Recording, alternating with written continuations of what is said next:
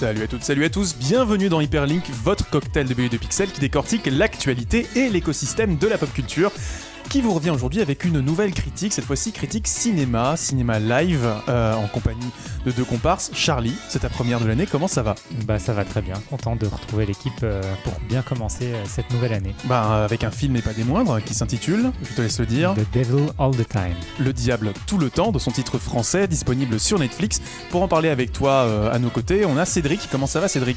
Bah écoutez, ça va nickel. Très bien, non mais il me semble que voilà, vous avez des avis un peu contrastés sur le film. Ce sera intéressant à mon avis au niveau de la reprise. Je vous propose les amis qu'on y aille tout de suite. The Devil All the Time, le diable tout le temps, c'est la critique. Minable, méga minable. Faudrait trouver un argument plus original. Le diable tout le temps, c'est donc une adaptation d'un roman de Donald Ray Pollock, deuxième roman, publié en 2011, disponible chez nous, chez Albin Michel, édité depuis 2012, Grand Prix de littérature policière en 2012, Prix Mystère de la critique en 2013, et avec cette fois-ci une adaptation en film de Antonio Campos, Charlie. Exactement. Alors, pour vous placer le décor, le film nous plonge dans le sud rural des États-Unis, entre l'Ohio et la Virginie occidentale, entre Knock and Stiff et Coal Creek.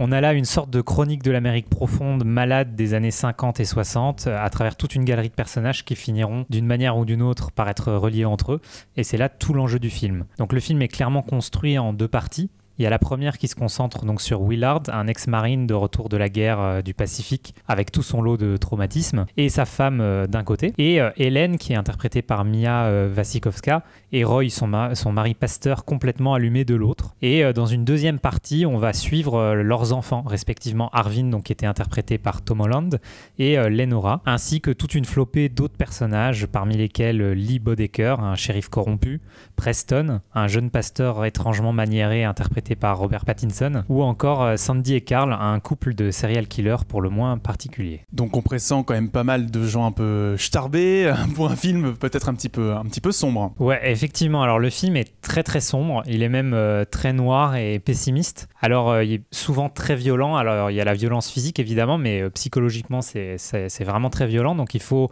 être accroché, pas trop sensible, et il faut vraiment avoir envie de se lancer dans un film de ce type-là. Mais voilà, et ça reste pessimiste jusqu'à la fin, où on a une sorte de résolution en happy end, et même là on est sur un doux amer, étant donné que on peut toujours l'interpréter comme une espèce de répétition perpétuelle des traumas des générations précédentes.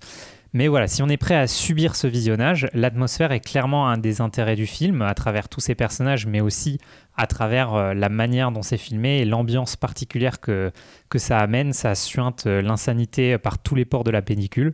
On filme des visages moites, ça transpire l'inceste, la consanguinité, le déséquilibre mental. c'est vraiment très joyeux. Et on est vraiment dans la pure tradition du Southern Gothic, donc comme le cinéma aime en produire, notamment ces dernières années, on a eu de très beaux films comme There Will Be Blood, Killer Joe ou True Detective dans la saison 1.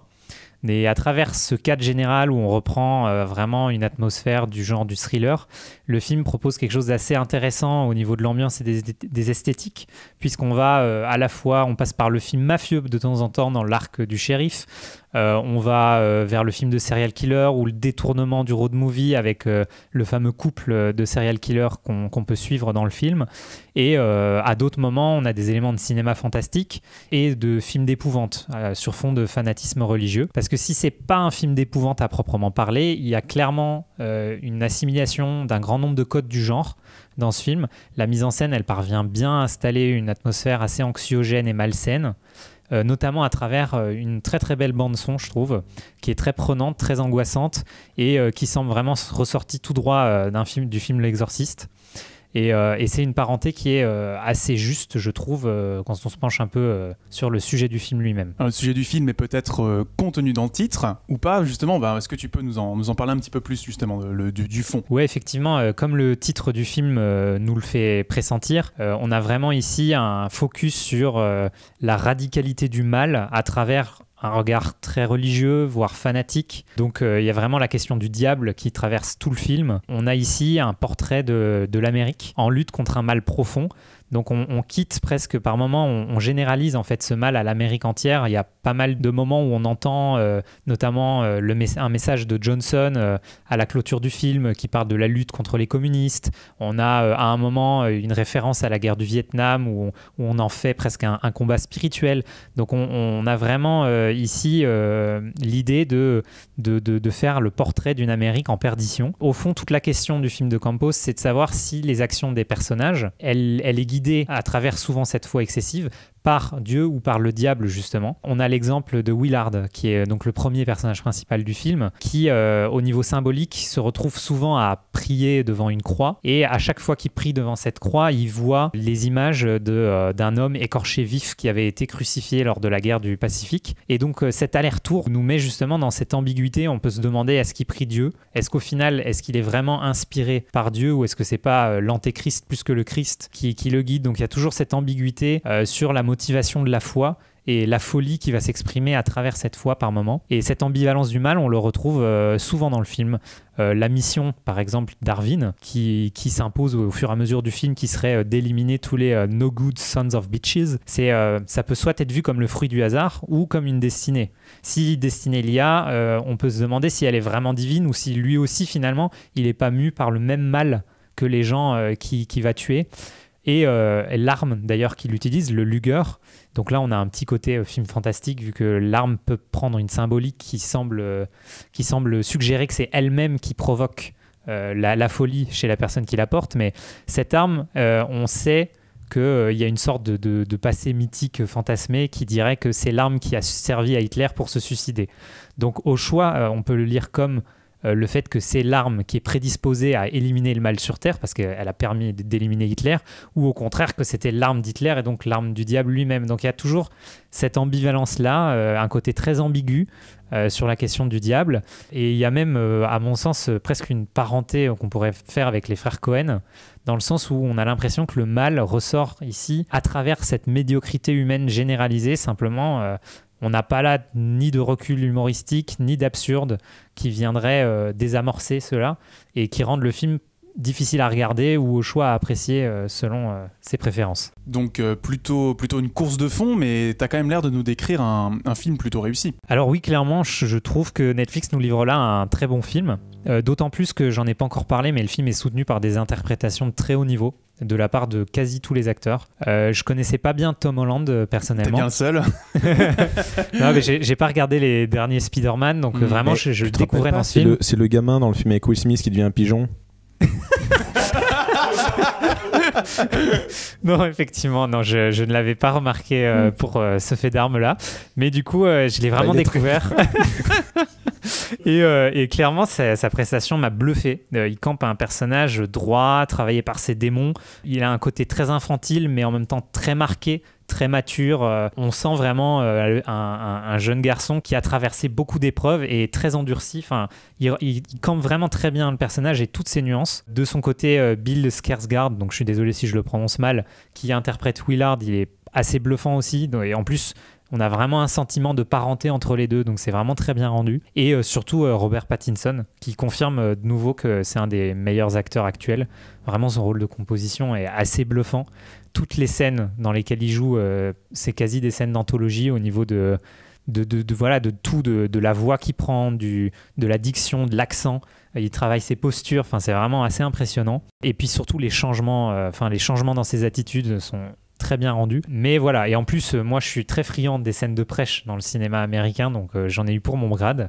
Dans ce film, on en a quelques-unes qui sont vraiment assez mémorables. Et surtout, je trouve qu'il y a quelques trouvailles de mise en scène qui sont intéressantes, notamment une que je voulais souligner, c'était le moment où un des personnages, donc le shérif, découvre un certain nombre de meurtres en regardant des négatifs de photographie. Et ça marche vraiment super bien parce que ça rend le tout beaucoup plus atroce. Il y a une sorte de mal absolu qui se dégage à travers ces négatifs. Le sang paraît totalement indélébile, les personnages ressortent il y a une dimension diabolique qui en ressort, les sourires deviennent démoniaques. Enfin, des rictus, c'est vraiment très très intéressant. Mais voilà, après, au-delà de tout ça, même si je boude pas mon plaisir, il faut pas penser qu'on a là un chef-d'œuvre.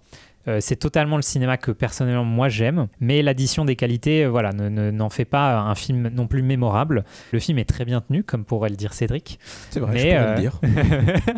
mais il lui manque un petit quelque chose, quoi. Et globalement, je trouve qu'il manque une personnalité, un ton propre, qui ferait que on a l'impression d'être vraiment en présence d'un auteur et d'une vision personnelle. En conclusion, donc, le film propose une vraie expérience de cinéma maîtrisée et assez jouissive et une réflexion morale qui a le mérite d'être recherchée. Et si ce n'est pas un chef-d'œuvre, je le conseille donc à tous ceux qui sont friands des films de ce genre. Merci Charlie. Cédric, je te donne la parole. Je crois que tu y allais un petit peu à reculons. Qu'en as-tu pensé ? Pardon, je pensais que j'étais membre de cette communauté qui est dépeinte dans le film. Effectivement, quand on m'a dit qu'on allait faire une critique sur The Devil All the Time, je me suis dit... qu'est-ce que c'est ? Déjà, vraiment, je me suis dit, de quoi, qu'est-ce que c'est ? J'ai pas vu ce truc-là au cinéma, donc j'ai compris que c'est un truc Netflix.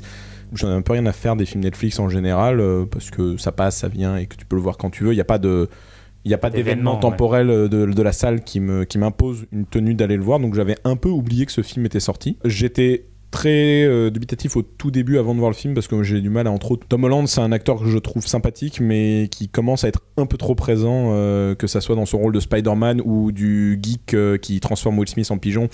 Voilà, ça commence à être un peu trop pour moi perso. Vraiment, je suis allé avec beaucoup de recul et j'ai été plutôt agréablement surpris. Je rejoins Charlie sur pas mal de points qu'il a dit. Je serais pas peut-être aussi enthousiaste que lui à la vision finale du produit. Je trouve qu'il manque vraiment de quelqu'un à la barre. Je sens pas une vraie personnalité derrière. C'est adapté d'un roman et je trouve que c'est peut-être le plus gros défaut, c'est que je sens le roman énormément à travers le film. Il y a beaucoup de passages en voix off qui amènent un intérêt certain parce qu'il y a des choses qu'on peut pas comprendre en termes de la psyché des personnages sans ça. Mais ça fait très... on a l'impression qu'en plus c'est l'auteur même du roman qui fait la voix off et on a l'impression qu'il lit les propres lignes de son roman par moment.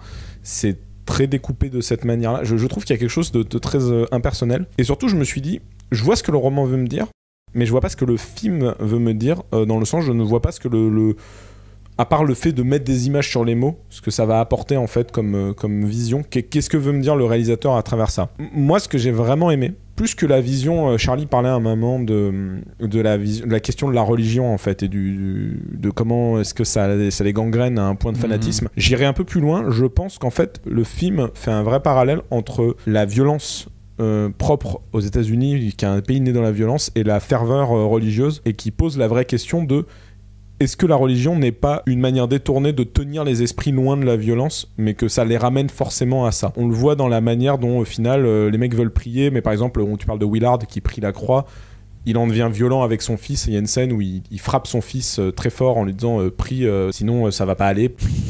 No spoil, ouais. Oui, voilà, je sais pas si on peut spoiler ou pas le récit, donc c'est pour ça. Et il y a des questions très intéressantes de ça, mais dès le début du film, tu parles du fait qu'il voit un soldat écorché sur la croix, ce qui globalement représente assez bien Jésus, même s'il n'était pas écorché. En tout cas, on a une vraie vision de martyr sur la croix qui est remis en avant et qui met devant le Willard en fait le fait que son culte est basé quand même sur des actes de violence assez brutal. Et je pense que le film se pose la question, entre autres avec la question du... Là, ça, je peux le spoiler, il y a un chien qui va accrocher sur une croix à un moment pour reproduire cet effet d'écorché. Je pense que ça va. C'est pas un spoil trop horrible du récit. C'est assez horrible. Mais la question est intéressante parce que du coup, je pense que pour lui, il voit clairement une forme de remettre en avant la foi et le sauveur à travers cet acte de barbarie, en fait. Et le film, je trouve, ou le roman en tout cas, sont malins pour cette manière de montrer des âmes perdues d'un pays qui va mal, parce que il ne sait pas où il va, parce qu'il est tenu par une ferveur religieuse. Et on voit qu'en plus il y a un truc qui est assez fort sur la question de la violence même. Si j'enlève la religion, ce que je trouve assez fort, c'est que le film propose une espèce de réponse karmique à la violence, où chaque personnage qui use de violence reçoit un retour de bâton assez sévère, qui peut aller de la mort à un événement divers et varié. Entre autres, Willard, la seule fois où il est vraiment violent du film, il frappe des gens pour se venger de quelque chose qui est légitime, on va dire, dans le récit. Mais il lui arrive une contrepartie un peu plus grave juste après, en fait. Dans la même journée, il a une contrepartie assez grave. C'est pareil pour Tom Holland qui use de violence, et dans la même journée, parce qu'il a été amené à user de la violence, un acte a été commis sans qu'il en soit au courant. Alors que s'il était resté dans son chemin de droiture, on va dire, en tout cas le chemin que sa petite sœur lui demandait de suivre, d'être un bon chrétien et de pas user de violence et d'être un bon homme, un bon humain, il n'y aurait pas eu, je pense, ces soucis. Donc je trouve que le film a des vrais points de vue et des vraies questions qui met pas toujours bien en image, mais qui tient assez bien. Ouais, c'est d'autant plus vrai que, sans rentrer dans les détails, le retour de bâton dont tu parles, il ne serait pas arrivé si le personnage n'avait pas prévu de faire ce qu'il allait faire, parce que justement, c'est rendu possible par le fait qu'il n'était pas là avec sa sœur. Mais voilà. Mais effectivement, alors moi je suis assez d'accord, globalement, on va pas trop s'écharper avec Cédric, sur le fait que j'ai pas lu le roman, mais effectivement, on a le sentiment que la personnalité qui se dégage de ce film, c'est surtout quelque chose c'est des choses qui viennent du livre lui-même. Donc là-dessus, apparemment, c'est plutôt réussi, mais la question, c'est du coup, qu'est-ce que lui, il apporte à ce film? Et effectivement, je trouve que c'est très bien tenu, les atmosphères sont très bien rendues, mais on sent qu'on est là dans un héritage, on reprend des genres, et on sent pas une vraie personnalité et un vrai propos personnel du réalisateur au-delà du propos du film. Ce que tu veux dire peut-être, c'est que le film est un peu trop scolaire, un peu trop bon élève, un peu trop enfermé dans les conventions du genre. C'est ce que moi j'allais lui répondre. Je trouve justement qu'on parlait du genre Southern Gothic. Southern Gothic. Gothic sudiste pour les francophones qui nous écoutent. C'est un genre effectivement que j'aime beaucoup aussi. Et t'as des très bons films qui font état de cette vision. Là, il reste très calme, je trouve. Tu parlais de l'image cracra. Je trouve pas qu'elle est spécialement crade par rapport à d'autres films. Tu vois, tu prends un There Will Be Blood qui est vraiment cradingue, un Mud ou Les Bêtes du Sud sauvages qui sont des films où c'est vraiment l'image est poisseuse et les mecs, tu sens qu'ils sentent la mort à plein nez parce que la mort rôde autour d'eux. Là, il y a encore quelque chose d'assez propre dans les images. Je trouve pas que le protagoniste ont l'air vraiment d'être accablés par la situation environnementale dans laquelle ils sont, par leur époque en fait. Et je trouve que ça transcrit bien pour moi le vrai problème de ce film, c'est que c'est trop académique, ça ne va jamais vraiment au fond des choses.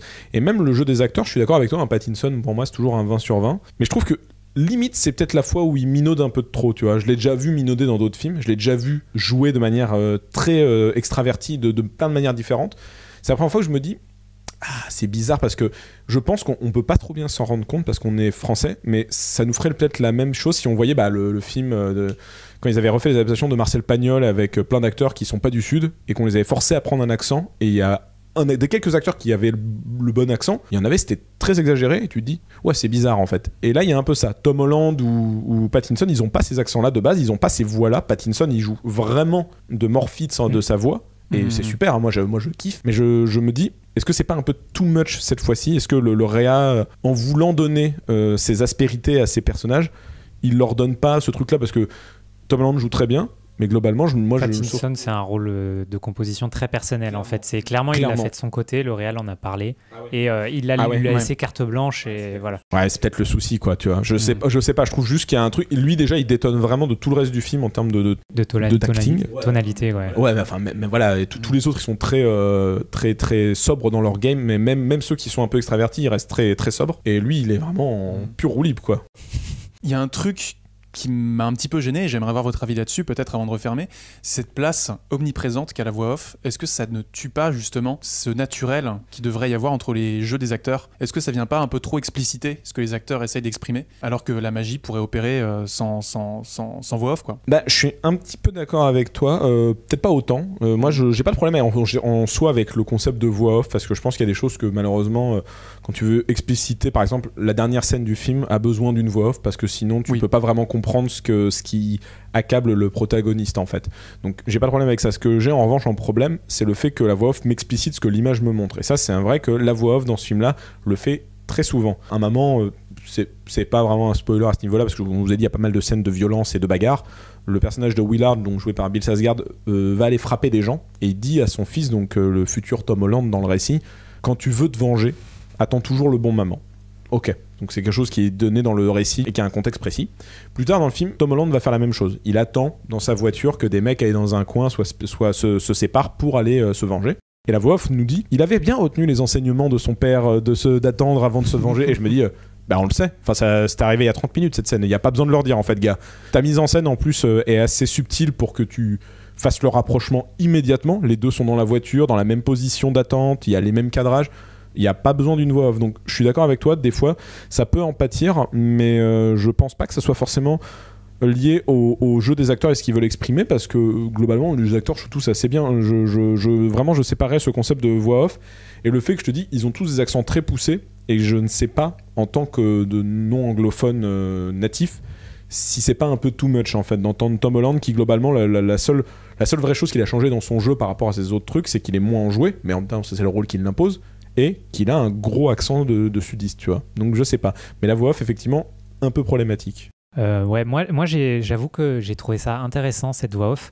Disons que dans un roman, le fait d'avoir un narrateur, c'est quelque chose de nécessaire qui n'apporte pas forcément un surplus de sens. Alors que ici, dans un film, surtout dans un film avec autant d'arcs narratifs, autant de morts, et voilà, de choses qui sont dépeintes comme ça, la voix off, je trouve qu'elle vient amener un côté très fataliste, très narré. Donc il y a un sens des événements et les choses, elles arrivent de manière presque nécessaire. Et ça amène vraiment ce côté omniscient et presque divin dans la narration des événements, que je trouve intéressante, d'autant plus que c'est le narrateur du film, c'est l'écrivain du livre qui fait la voix, et en plus je le trouve excellent. Ça c'est intéressant, oui. Alors effectivement, l'exemple que tu cites, je trouve effectivement, c'est vrai, il y a un côté commentaire de l'image. Il y a beaucoup de redondance, quoi, c'est ça. Mais je trouve qu'en général, c'est quand même bien tenu, et ça vient remplir des espaces qui sont laissés par les scènes, par les images, par les ellipses. Personnellement, moi, c'est quelque chose qui m'a bien plu, parce que ça permet vraiment d'être dans un flux narratif assez agréable. C'est moins dérangeant que dans Ad Astra, par exemple, où là, la voix off était vraiment problématique, je trouvais. Là, ça me va, effectivement. Plus déjà. Un dernier mot pour conclure, les amis, avant de refermer ce numéro. Contrebasse.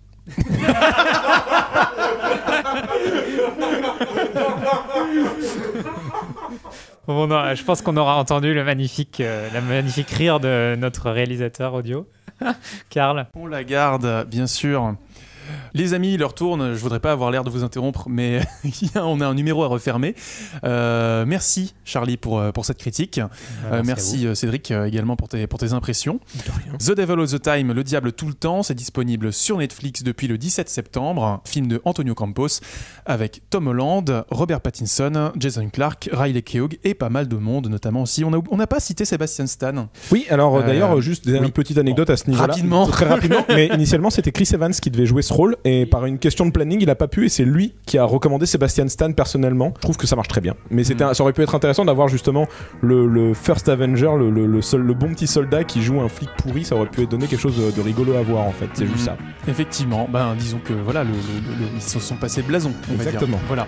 Merci à vous. Vous êtes de plus en plus nombreuses à nous écouter sur les réseaux. On vous en remercie évidemment. N'hésitez pas à mettre la petite cloche sur YouTube, à vous abonner, à nous suivre sur Twitter et également sur Discord. Vous pouvez rejoindre l'équipe pour discuter avec elle, peut-être du film et peut-être de l'actualité du cinéma, du jeu vidéo, de la bande dessinée et des séries. Quelque chose nous dit qu'on a une série qui devrait pas tarder à sortir en critique également. Plein de bisous. Ciao, bonsoir.